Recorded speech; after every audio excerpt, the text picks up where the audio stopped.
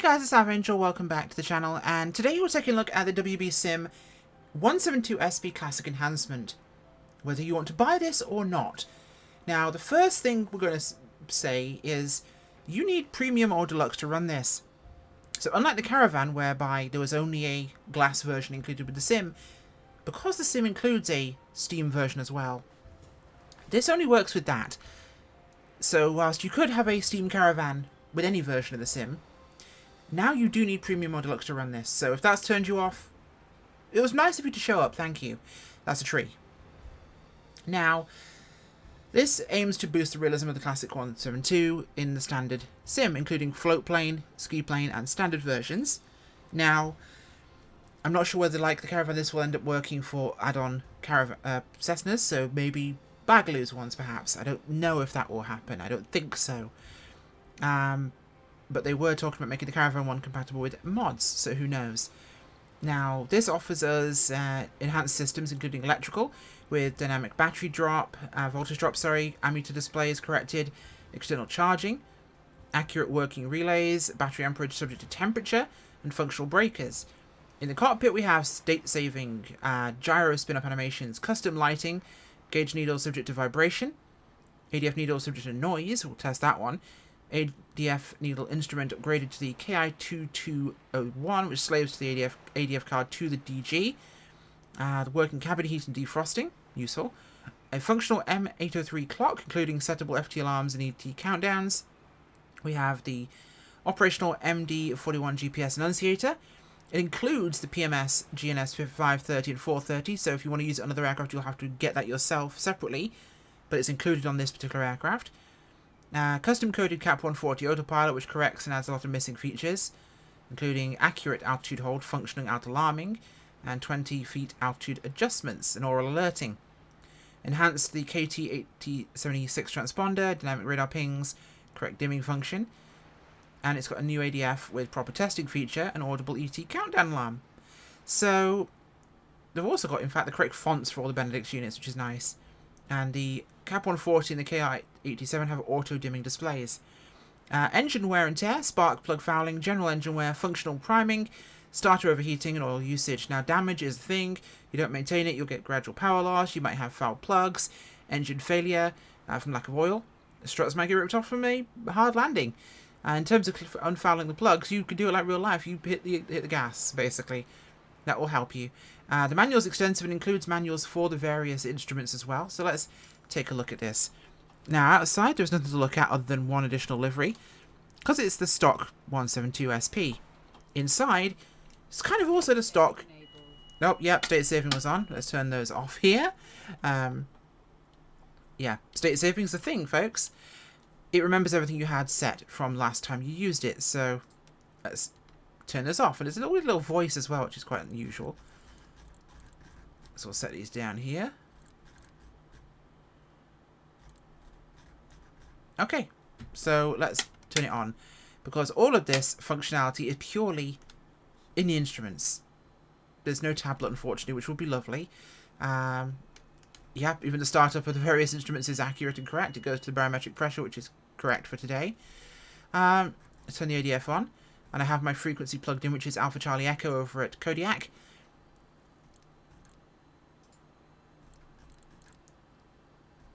Did I turn you on properly last time? Are you gonna switch on? I forget how to use the 530s. I always do. Did that do it? No, I didn't do it. Do I click it in and do it?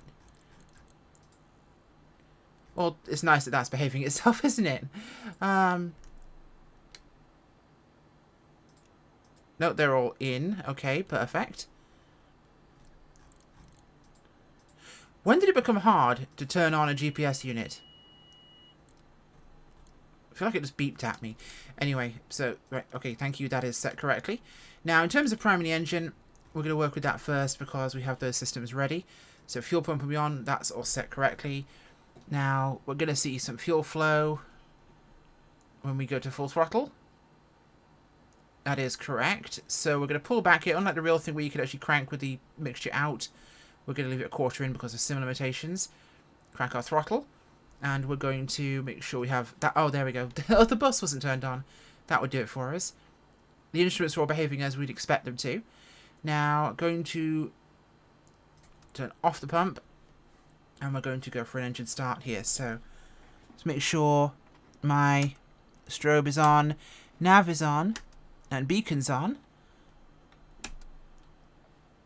We do have lighting.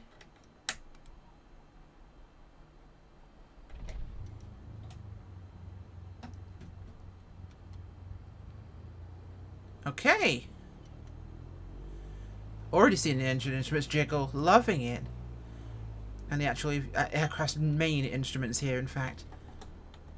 Okay. So now we've got everything dialed in and functioning here. The one thing I'm kind of sad about, like I said, it's skin deep to the instruments, which is unfortunate, really. For £14 for the add-on, I like the fact the system's depth. But it's compared to a lot of other developers releasing full add-ons with depth in the 20 to 30 to 40 mark. You already have to own the Deluxe or Premium Deluxe versions of the sim, and all you're getting is instruments here. This is actually a negative for me. The flight model and the handling are all the same. They've still got the soft body behaviour, the new prop physics of the standard one, so they've not done anything to that. There's no added functionality to the cockpit or to the aircraft in general beyond systems depth. So if that's not a thing for you, then it's not going to be a thing for you. Now, one thing I do need to quickly check is turn these on. We'll go to nighttime real quick here and take a little look around what it's like with custom lighting.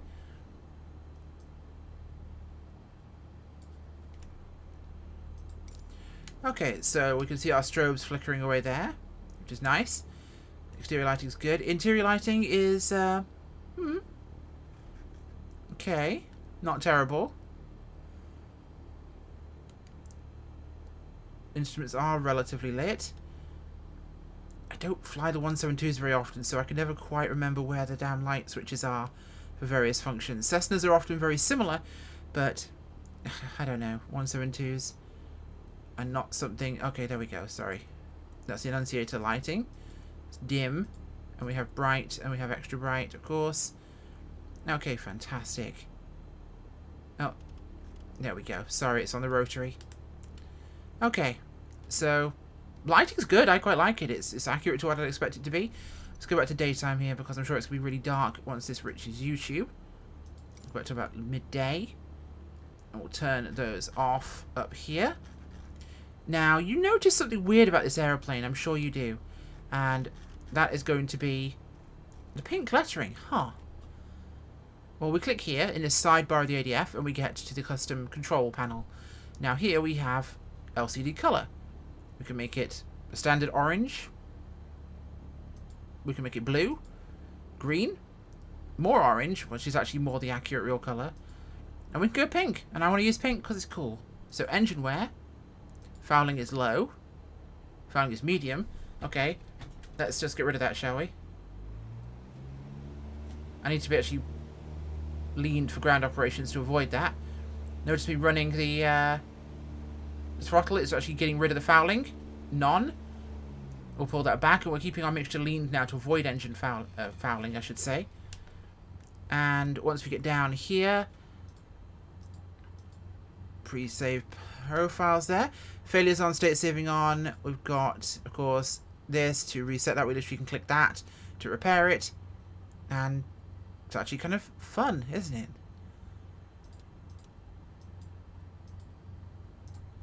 Okay. And I forget how to get off this screen. That's the one thing I don't know. There we go. Okay, we just restart it. And we've got the right frequency set, which we'll pick up once we get airborne, most likely from Kodiak. We're flying down the coast today. We're just going to Nowalek. It's not going to be a long flight, so we should get out of here easily. I already realised 9 minutes have passed, but there's been a lot to talk about. So let's get ourselves ready to buggy here, shall we? Parking brake is off. Let's make sure we have a stage of flaps for here. Let's get ourselves moving. I think it's time for my brain to get switched on there. Now again, nothing's really changed to the actual behaviour of handling the aircraft, but I'd like to take it for a flight. We'll have a look at the autopilot, we'll set that, and we'll get it to behave itself for a moment, and then we'll do what we can. But I figure it'll be more fun to actually test this out in a live flying environment here, so we're going to do just that. Now this is technically called Kodiak as well, but it's not the Kodiak. Okay, let's get her out of here, shall we? Airspeed's alive. Bit of a carrier departure here. We'll get the hump. And we'll ease her back. And we're off. Just about. Okay.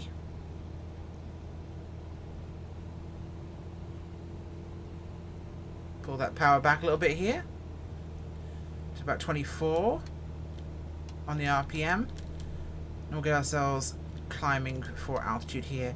Now, it's not a long flight, but we are just going to set the autopilot just to test that functionality. So right now, I'm going to set my heading here on a 12 o'clock course. And we're going to go down here and we're going to set an altitude of 2,000 feet. Now I'm going to put autopilot on, I'm going to put heading on, and I'm going to put arm for my altitude. Now this is going to set us climbing, and if we go down here to our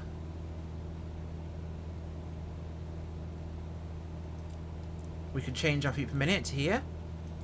We'll keep it at about 600, that should do just fine for us. In fact, we can pull our flaps in now, which I still have set. I just wanted to get the autopilot engaged there. But we can actually turn on course here, so we're going to... One thing I hate about the sim is trying to set heading bugs when it's rolling through whilst you're trying to actually not have your head moving constantly, either with head tracking or just the vibrations of the aircraft in the sim. So you'll see here, we're climbing at 600 feet per minute as programmed. It's automatically arming and flying to the level we want it to. Unlike the standard sim functionality, the correct altitude arm functionality is working here, which is nice. I like that because it's so annoying with the stock methodology. Is this pink upsetting anybody else? Good, because I like it. Pity I don't really like the 172 SP, but it is working. So there is that for this particular situation. Okay, we're coming through 1,300 feet here. 2,000 is more than enough altitude for what we're doing here today, but it's worth taking a look at. Now, I appreciate enhancements like this. I really do. I don't know what the reason is for the gateway in terms of locking this behind Premium and Deluxe. But given that they could include that model, or actually probably couldn't, no. They couldn't include the model because it's a sober property. That would be why, yes. They could not include without making it themselves from scratch, like the Caravan or like their future plans for the King Air. They couldn't include the model, could they? The 3D model, because it's a stock Asobo interior, which... Love the missing part there, that's fantastic. I'm pretty sure that's where the mic goes. But that just looks like it's missing in that version. Like the model part's not there when it should be. But I appreciate that the reason will be that they can't include the Asobo part with their sole product, because it's obviously something that's a paid owned piece by Asobo, which unfortunately locks it behind Premium Deluxe, which will disappoint many users who want to fly a Steam Gauge 172. Now, guarantee if you want a full systems depth one, get the 172. A2A will most likely one day bring the 172 to the sim, which will be lovely. But at this time, we don't have it. So there you go. Now, am I getting ADF contact with Alpha Charlie Echo? It's the correct direction. It should be over there.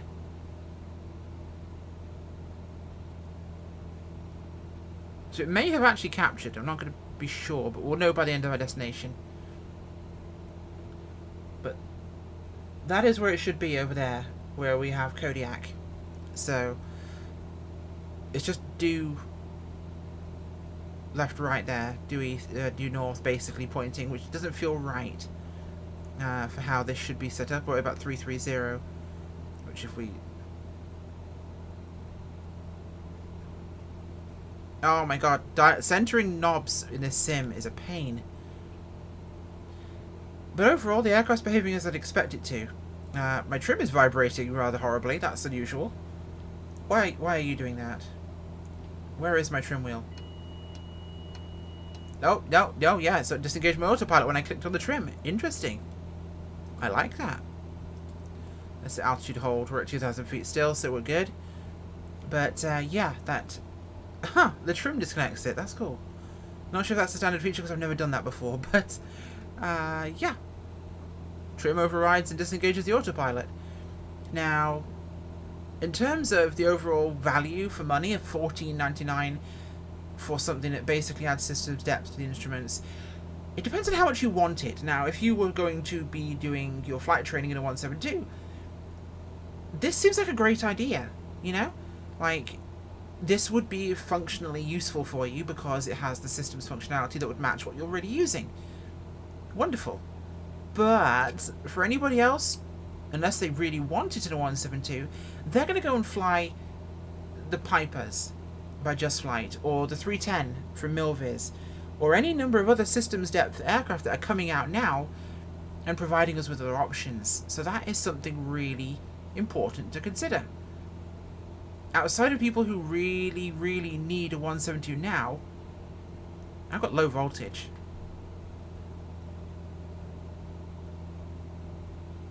My alternator's on.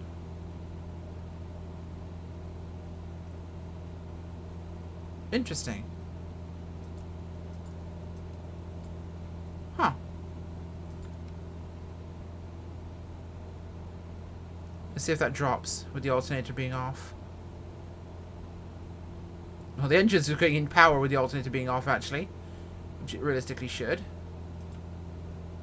Yeah. Okay.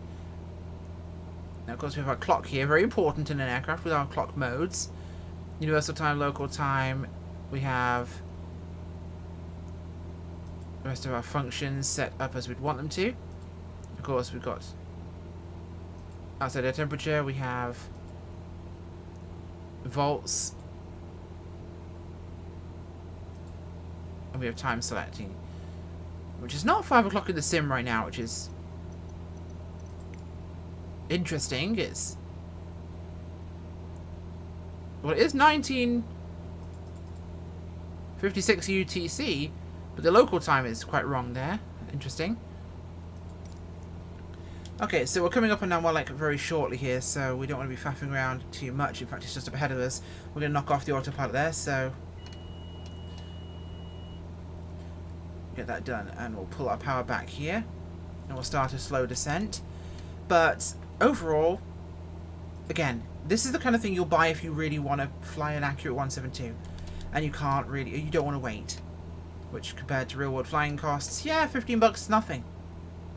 If it gives you an accurate representation of the instrumentation and the function behind things, and the flight model is good enough. It's not perfect, but it's good enough. Yeah, I think we're out of range for that ADF, unfortunately. Or that DME, not DME. I'm having a brain moment. NDB, there we go. So, of course, if you're really needing it, you'll buy this. Otherwise, I genuinely don't think it's worth it. Because if you just want a systems depth enhanced aircraft, I'd recommend the Just Flight Pipers, especially if you want a fixed gear, general aviation, 4-seater of similar performance. Right now, there is no reason not to buy the Just Flight Warrior, for example, or the Arrow or Turbo Arrows. The audio enunciation, by the way, from the autopilot is nice. I like that. But there is no reason not to buy the Just Flight Warrior or Just Flight Arrows. It's just not worth it. I like it, but I don't think it goes far enough. And I'm pretty sure, again, that's why we don't have things like functional doors or changes beyond instrumentation. Is something they can actually ship without a Sobo's 3D model, without modifying it. Because obviously they didn't make their own. So unless they made their own, they couldn't make those modifications, obviously. Because that would also include exterior model modifications. And this is where enhancement mods, essentially. And bear in mind, this is just an enhancement mod. It is a third-party product, but it's a paid mod, is what this is. It unfortunately limits what you can do, because without including the default parts, you can't charge a fee for it. So if you were going to include those parts, you could modify those parts, you could, and you can do it free. Bagaloo, for example, is a key example of that with flightsim.to. But when it comes to doing it paid, you are in serious problems. And yes, that's where we're landing. Alright. Let's put some flaps in here. We're going to need this in a second.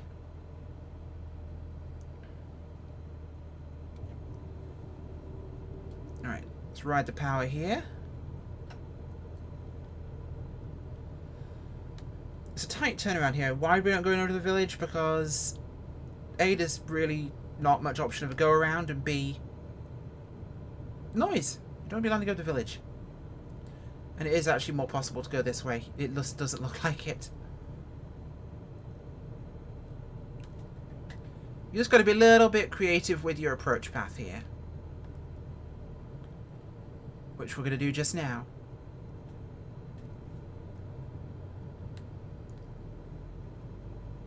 There we are. More than enough runway for what we need to do here. And we're going to turn in now for a very short base to final leg. We're actually quite fast and steep here. This is unfortunate. Can I pop this down without wrecking everything? It's going to be a little bit late, but we'll...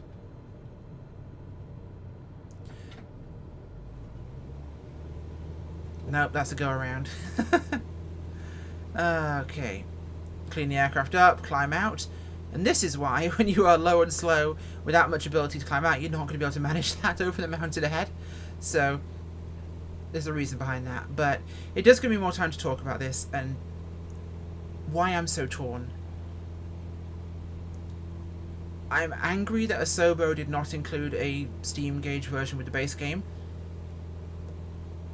I don't understand the logic behind giving us the glass one when they made a Steam one. And then again, they tossed the glass in so much, it's almost like that became the default feature. And yes, part of the reason why I bought Deluxe, Premium Deluxe was for the Steam 172 and the 152 Aerobat, because it's hilarious. But overall, welcome to including default paid components with modifications made to them in a product. You really can't do that because of copyright, and you're selling essentially part of Asobo's product. I'm not going to be able to slow this down again. I may have to get creative here. We're a bit high up and we're a bit fast.